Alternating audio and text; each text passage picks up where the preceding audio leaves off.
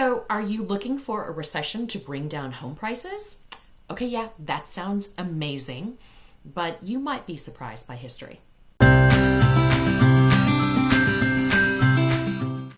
This is Nancy from Nancy Chu Homes, and I'm here today to talk to you about the definition of recession, major factors that affect home prices, and really how these two interplay. So, 2 quarters of consecutive negative economic growth, that's about 6 months of declining GDP, which in this case, it means the value of all goods and services that we produce here in America. Now, please be aware that usually with negative GDP growth, we're going to see clues in this happening.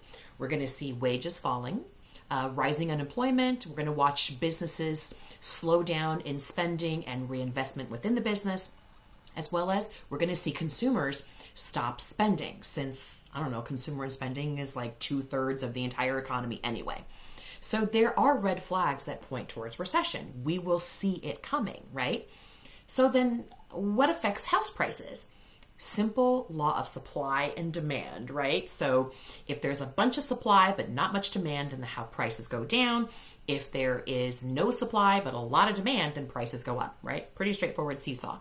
The interest rates are important. They affect house prices, employment levels, and of course, the media's influence on consumer sentiment, right? A lot of it depends on how people are feeling, the vibes they're getting regarding house prices. So then the sensible conclusion would be that if Americans experience enough, like a bad economic spell, and then couple that with high interest rates and some job losses, then we will definitely see, a rise in inventory and therefore some downward pressure on prices, right? So the conclusion, or at least the theory, is that with the recession will come lower house prices. Sure, but the shocking thing is that this hasn't actually borne out that way. As a matter of fact, out of the last 9 recessions we've had, 7 of them, we actually saw house prices actually increase, while the 1991 and 2008 recessions, we actually saw house prices fall. So only 2 out of the 9 last recessions did we see a price reduction in homes. So 1991, we really saw like deregulation of banks, resulting in that savings and loan crisis, if you guys remember that. And there was also sort of like a deep cut in defense spending coming off of the Cold War. And, corporations were kind of uniformly engaged in like really belt tightening productivity restructures, right? As they became more productive, they needed, and efficient, they needed sort of less human labor, shall we say. So that took a lot of jobs out of the market. And honestly, it took until like 1993 before we were able to recover that workforce into the job market. Now, the 2008 era, the Great Recession era, that was a credit crisis. Wildly speculative behavior, especially, done to consumers. Like you get a loan and you get a loan and you get a loan. Thank you, Oprah. Do you have a pulse? Oh, you get a loan. Congratulations. So we became overly exuberant about the idea that everyone could have everything they wanted. Well, bad loans were made and then packaged and sold off on the secondary market. And then the failures and defaults that sort of came after that just like tumbled the whole house of cards. It was a bad scene. And in that first year alone, we saw like 3 million foreclosed homes hit the market. And yeah, that kind of supply shock like really plummeted home prices. And that put a lot of folks underwater with their mortgages. And, so it sort of became the spiral. Like total shit show.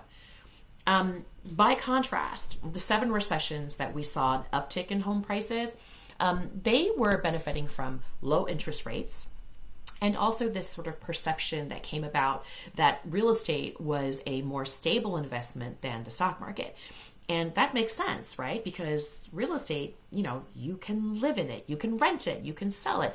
But most importantly, it felt like a tangible asset that served more than one purpose, not just as an investment, but also as shelter, which is like a basic human need for survival. So it really, I think it had a really sort of psychic positivity for consumers.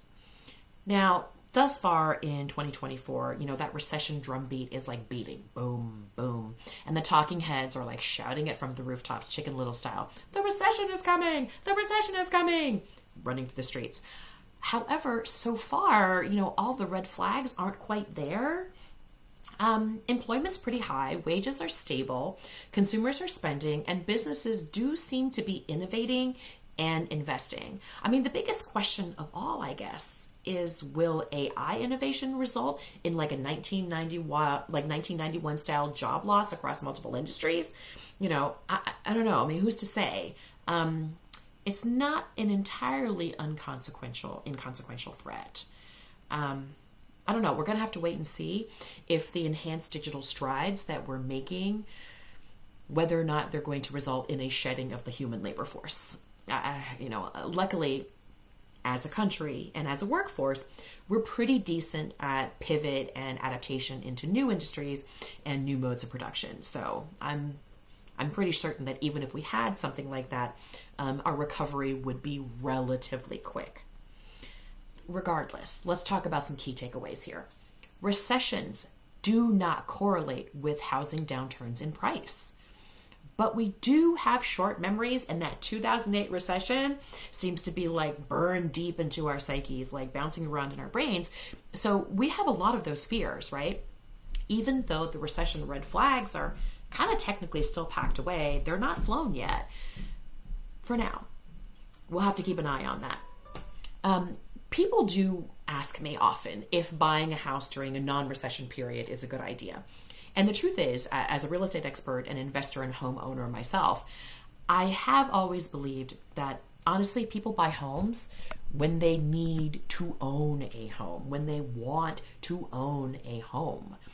Family growth, the need for stability, the desire for a piece of the American dream. Listen, that is a totally legitimate reason to buy a home.